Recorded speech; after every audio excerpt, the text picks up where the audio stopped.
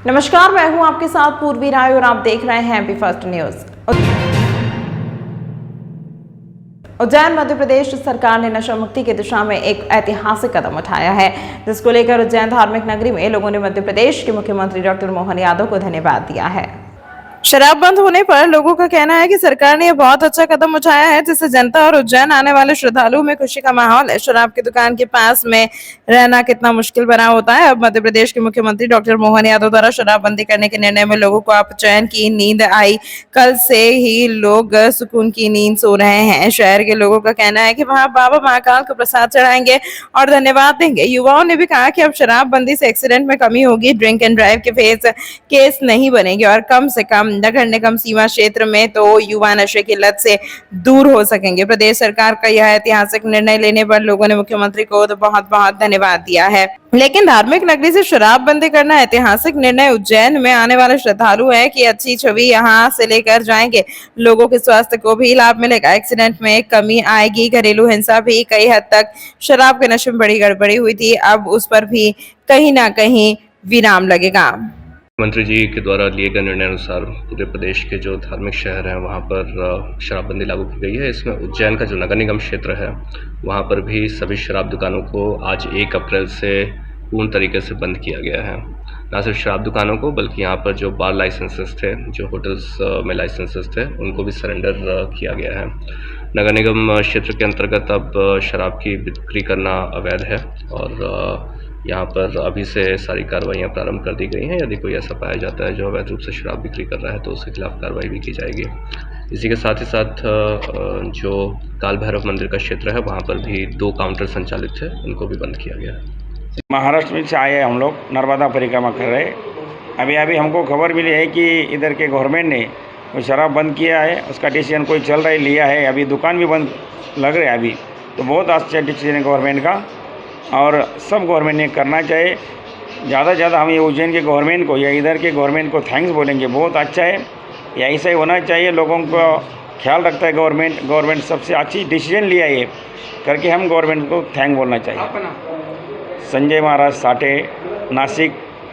अच्छा लग रहा है कि आज दारू की दुकानें बंद हो गई है, क्योंकि बाहर सड़कों पर जैसे कि लोग दारू पी के शराब पी लेते हैं, उसके बाद में बहुत सारी आवाज़ गाली गलौज करते हैं, तो अभी नहीं हो रहा है वो। तो इससे सब जो है जो महिला होती है वो सेफ फील करेगी। जैसे कि कहीं जाती है तो डिस्कम्फर्ट फील होता है उनको, लेकिन अब नहीं होगा।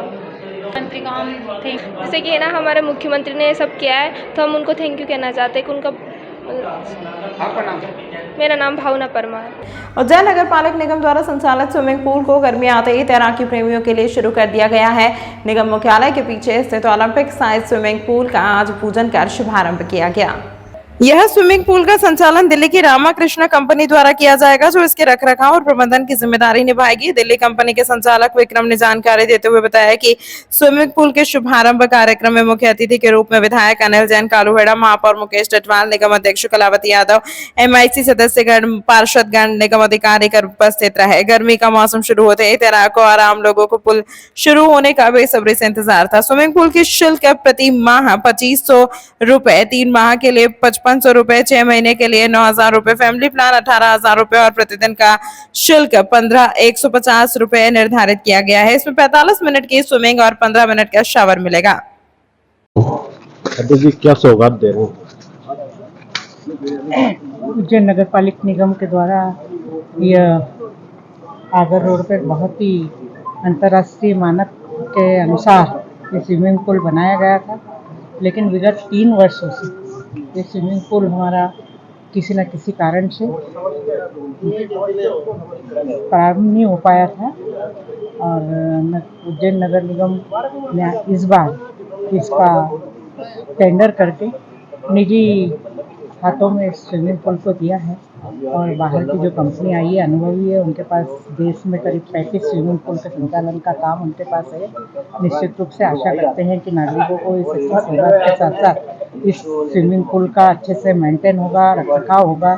लोगों को तैराकी के लिए जितनी सुविधाएं आवश्यक है वो सब इसमें रहेगी। पानी की स्वच्छता और जो समय सीमा है, तो बाकी सब चीज़ें भी हैं, उन सब रखरखाव अच्छा होगा। आज के इस सौगात को देने में भले ही देरी हो गई है, पर मेरा ऐसा सुझाव है कि अगले साल से ये मार्च में शुरू हो जाए, मार्च के प्रथम सप्ताह में ये शुरू हो जाए। मार्च में हमारी गर्मी शुरू हो जाती है। वो जो तैराकी के शौकीन लोग हैं वो फरवरी से ही सोच यहाँ आने की सोचने लगते हैं, लेकिन अब सर्दियों में हमारा ये स्विमिंग पूल बंद भी रहता है। अभी कुछ सुझाव आए, उसके बारे में हम बैठ कर अलग से चर्चा करेंगे, लेकिन आज ये स्विमिंग पूल देर से आए लेकिन दुरुस्त आए वाली उस पर ये चालू होगा। और मैं सभी को इस अवसर पर शुभकामनाएं देती हूँ, बधाई देती हूँ। और हमारे स्विमिंग पूल चलने से आसपास के बच्चों को, हमारी तैराकी में भाग लेने वाले बच्चों सबका लाभ मिलेगा। धन्यवाद। ये हमारे अध्यक्ष जी और महापौर जी के द्वारा ये ओपनिंग किया गया है और हम चाहते हैं कि हमारे सारे उज्जैन वासी आएँ और एक बार हमें सेवा का मौका दीजिए और परफॉर्मेंस दीजिए। हम यहाँ पे नेशनल चैम्पियनशिप करवाना चाहते हैं, जो कि हमें उज्जैन के जो भी अधिकारी प्लस जो जनता है वो हमें सहयोग करेगी और यहाँ आएंगे, हमारी सर्विसेज देखेंगे, तभी हम इसको पूर्ण कर पाएंगे। इसमें मेल फीमेल दोनों बैचेस हमने अलग अलग रखे हैं और एक फैमिली का भी हमने अलग से रखा है। अगर कोई फ़ीमेल है, वो पर्टिकुलर एक टाइम है हमारा फ़ीमेल का, वो उस टाइम पे भी आ सकती है। प्लस कोई फैमिली वाला बंदा है, बच्चे हैं, मम्मी पापा हैं, तो वो अलग से एक फैमिली टाइम पे भी आ सकते हैं। हमने ऐसा पूरा डिज़ाइन किया गया है, जो इंडिविजुअल बंदा है वो अलग आएगा, फैमिली वाले अलग आएंगे। प्लस में जो अगर अलग से लड़कियां हमारे यहाँ की, तो वो अलग से आ सकती हैं। सुबह 6 बजे से शाम को 9 बजे तक हमारा ये ओपन रहेगा परिसर। जब भी जो भी आना चाहेगा उसी टाइम पे उसको सर्विस मिलेगी। इस बार किस प्रकार से रेट रखा है, क्या एंट्री फीस है और क्या नियम रखे? इसकी एंट्री फीस अगर कोई एक दिन के लिए आना चाहता है, 1 आवर के लिए, तो 150 है हमारी। और महीने भर का पास का हमारा है 3,500 रुपये, 2,500 रुपये, सॉरी 2,500 रुपये हमारा रखा गया है। और कोचिंग के साथ अगर हम बात करेंगे वो अलग चार्ज है हमारा कोचिंग का। आवर दिया जाएगा, लॉकर दिया जाएगा और हमें जो वहाँ पे व्यवस्थित बंदे दिए जाएंगे कि जो उनका ध्यान रखे, लाइफ गार्ड जो बोलते हैं, ये उनको फ्री ऑफ कॉस्ट सर्विस दी जाएगी। ये रामाकृष्णा एंटरप्राइजेस है जो दिल्ली से हैं, उनके द्वारा पूरा ऑर्गेनाइज किया गया है। आपका नाम? मेरा नाम विक्रम है, मैं ही और मेरे ब्रह्म जी हैं जो इस कंपनी को चलाते हैं, वही उनके द्वारा ही सारी चीज़ें। छात्रावास की मूलभूत सुविधा न मिलने के कारण परेशान छात्रों ने आज जन सुनवाई में कलेक्टर को ज्ञापन सौंपा और कार्यवाही की मांग की। विक्रम विश्वविद्यालय कैंपस में संचालित पोस्ट मैट्रिक छात्रावास के छात्र आज खाली पानी की बाल्टी लेकर जन सुनवाई में लेकर कलेक्टर को ज्ञापन देने के लिए पहुंचे। छात्रों ने अपनी समस्या भरा ज्ञापन सौंपा और जल्द कार्यवाही की मांग की। छात्रों का कहना है कि हॉस्टल के अध्यक्ष को हमने कई बार शिकायत की, लेकिन वह समस्याओं पर ध्यान देने के बजाय लापरवाही करते नजर आते हैं। छात्र पढ़ाई करने के लिए हॉस्टल में रुकते हैं, लेकिन उन्हें दैनिक कार्यों से ही फुर्सत नहीं मिल पाती। छात्रावास में पानी की समस्या है, साफ सफाई की समस्या है और भी कई समस्या है, जिसके कारण छात्र परेशान हैं। आज सभी ने खाली बाल्टी हाथ में लेकर कलेक्टर को ज्ञापन सौंपा और जल्द कार्यवाही की मांग की। संभागीय पोस्ट मैट्रिक छात्रावास के कुछ बालक आए हैं और उन्होंने अपनी समस्याओं के संबंध में एक आवेदन दिया है जन सुनवाई में, जिसके संबंध में वरिष्ठ अधिकारियों को अवगत करवाकर और वहां से जो भी उनकी समस्या का समाधान किया जा सकता है वो किया जाएगा। बता रहे हैं कि पानी की समस्या है, वहाँ सफाई की समस्या है, कुछ और भी टेक्निकल समस्याएँ हैं, तो उनके बारे में जानकारी लेकर और अवलोकन करवाया जाएगा। शासकीय संभागीय पोस्ट मैट्रिक बालक छात्रावास ई ब्लॉक विक्रम विश्वविद्यालय परिसर कोठी रोड उज्जैन से हम लोग आए हैं। पानी की हमारी मूल समस्या है, एक टैंकर सुबह आता है, एक शाम को आता है, लेकिन आज टैंकर अभी तक नहीं आया। उसके पहले भी लगातार अनियमितताएं हो रही है। इस संदर्भ में हमने अधीक्षक महोदय को अवगत कराया कि सर ये हमारी पानी की समस्या का आप समाधान कीजिए। तो बोलते हैं कि हो जाएगा हो जाएगा। बोले मैंने फ़ोन लगा दिया, बोले इससे ज़्यादा मैं क्या करूं, मैं कुछ नहीं कर सकता हूं। इस प्रकार पानी के अभाव के कारण हम लोग फ्रेश नहीं हो पाए, नहा नहीं पा रहे हैं, कपड़े नहीं धो पा रहे हैं और हमारी पढ़ाई पे विपरीत प्रभाव पड़ रहा है, क्योंकि पानी आता समय से तो हम लोग दैनिक क्रिया से निवृत्त हो जाते हैं। कोचिंग लाइब्रेरी वगैरह हम लोग जाते हैं, तो हम लोगों का अध्ययन बहुत बुरी तरीके से प्रभावित हो रहा है, बहुत नुकसान हो रहा है। इसके लिए खाली बाल्टी लेके हम लोगों को आज यहाँ पर आना पड़ रहा है पानी के अभाव के कारण। और पीने के पानी के लिए एक ही वाटर कूलर है जो पर्याप्त नहीं, 100 बच्चों का छात्रावास है, तो एक वाटर कूलर में पीने का पानी भी पर्याप्त नहीं है, तो पानी के लिए हमें दिन भर भटकना पड़ता है। पीने के पानी की व्यवस्था करनी पड़ती है। सफाई बिल्कुल नहीं हो रही है, नियमितता सफाई नहीं होती है। मच्छर बहुत ज़्यादा पनप रहे हैं और जिससे हम लोग बीमार हो रहे हैं। कई छात्र बीमार भी हो रहे हैं और कर्मचारी वगैरह ये भी समय से आते नहीं हैं और लेट आते हैं और खाना भी वो अच्छा नहीं बनाते हैं। हमने कलेक्टर महोदय जी को ज्ञापन दिया है और हाथ जोड़ के हम सब लोग उनसे विनम्र निवेदन करते हैं, विनती करते हैं कि हमारी समस्याओं पर उचित कार्रवाई करें, इन समस्याओं को गंभीरता से लें माननीय कलेक्टर महोदय जी, क्योंकि पूर्व में भी हम कई बार करवा चुके हैं, अवगत करवा चुके हैं, उसके बाद भी कोई समस्या का समाधान नहीं हुआ। इसके पश्चात सुदृढ़ीकरण का कार्य लगभग 20 लाख रुपए के उसमें कार्य हुआ है, तो वो भी गुणवत्तापूर्ण नहीं हुआ है। 8 से 10 लाख का लगभग मुश्किल से काम हुआ होगा।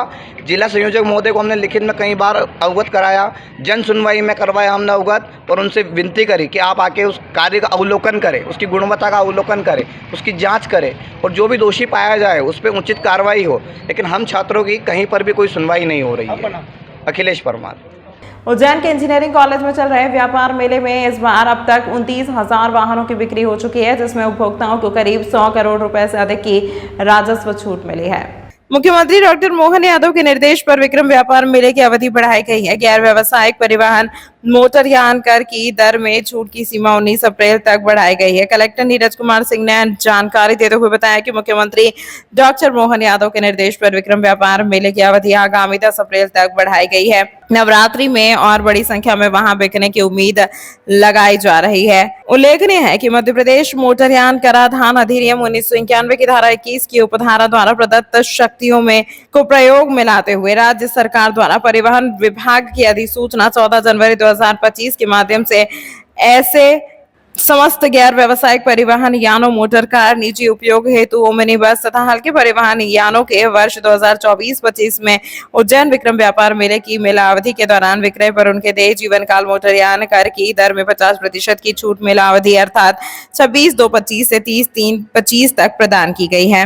वर्तमान में जारी विक्रम व्यापार मेले की मेला अवधि तक के लिए वृद्धि की गई है। मेला जो कि पिछले वर्ष से प्रारंभ हुआ था, अत्यंत सफल हो रहा है। माननीय मुख्यमंत्री जी के निर्देशन अनुसार इस मेले को प्रारंभ किया गया था। यहाँ पर वाहनों की अधिक मात्रा में खरीदी बिक्री हो रही है। पूरे मालवांचल से लोग आ रहे हैं, पूरे प्रदेश से लोग आ रहे हैं और यहाँ पर इस मेले में आकर के जो छूट प्रदान की गई है रोड टैक्स में, उसका फ़ायदा उठा रहे हैं। अभी तक लगभग 29,000 वाहन बिक चुके हैं। पिछले वर्ष ये आंकड़ा लगभग 22,000 का था और अभी 10 दिन मेले को और बढ़ाया गया है। तो जो व्यापार है वो अब नवरात्रि के दौरान जो शुभ मुहूर्त है उसके दौरान और अधिक होने की संभावना है। इस तरीके से मेला बहुत सक्सेसफुल हो रहा है। यहाँ पर सबसे महंगी गाड़ी जो बिकी है वो मर्सिडीज बेंज बिकी है, लगभग 3 करोड़ रुपए की। पुलिस अधीक्षक प्रदीप शर्मा ने उज्जैन नगर में शराबबंदी की घोषणा का सख्ती से पालन करवाने के लिए स्वयं पहले ही दिन जाकर काल भैरव क्षेत्र प्रमुख शराब ठिकानों का निरीक्षण कर बंद करवाया है।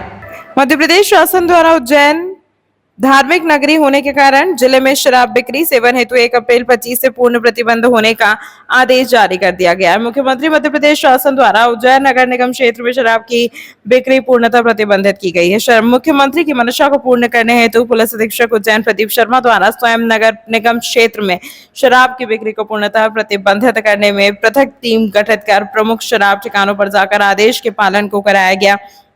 थाना भैरवगढ़ पुलिस टीम द्वारा काल भैरव क्षेत्र में प्रसाद के रूप में बिक्री होने वाली शराब की दुकानों पर चेकिंग कर दुकानदारों से शराब बिक्री न करने की समझाइश दी गई है। वहीं सभी सरकारी एवं निजी शराब की दुकानों पर शराब बिक्री बंद की गई। साथ ही प्रमुख इलाकों में निगरानी भी बढ़ाई गई। उज्जैन में आज the cricket of Devkali film के प्रमोशन से पहले टीम ने बाबा महाकाल के दर्शन करने के बाद एक निजी होटल में पत्रकारों से चर्चा की और फिल्म के बारे में जानकारी दी। उन्होंने बताया कि प्रकृति और जीव के बीच के संबंध दो दर्शाने वाली यह फिल्म 2 घंटे 13 मिनट की बनाई गई है। The secret of Devkali film की टीम ने बाबा महाकाल के आशीर्वाद के लिए उज्जैन का दौरा किया है। फिल्म के मुख्य अभिनेता और निर्देशक नीरज चौहान ने बताया कि यह फिल्म 25 साल पहले हिरण को मारकर दफनाने के बाद मिले श्राप की एक कहानी है। इस फिल्म के माध्यम से उन्होंने सभी को यह संदेश देने का प्रयास किया है कि हमें प्रकृति और पशुओं से प्रेम करना चाहिए। फिल्म में सनातन धर्म को बढ़ावा देने के साथ ही सनातनियों के देवी देवताओं को भी प्रदर्शित किया गया है। फिल्म के नाम के पीछे की कहानी भी नीरज चौहान ने बताई है। उन्होंने कहा कि प्रभु श्री राम की कुल देवी का मंदिर इस जंगल में है, जहां हिरण के साथ हुई एक घटना को देखकर उन्हें यह फिल्म बनाने की प्रेरणा मिली थी। इस जंगल के सभी लोग देव काली की पूजा करते हैं ताकि माता उनकी रक्षा कर सके, इसीलिए इस फिल्म का नाम द सीक्रेट ऑफ देव काली रखा गया है। इस फिल्म का नाम है the secret of Dev Kali.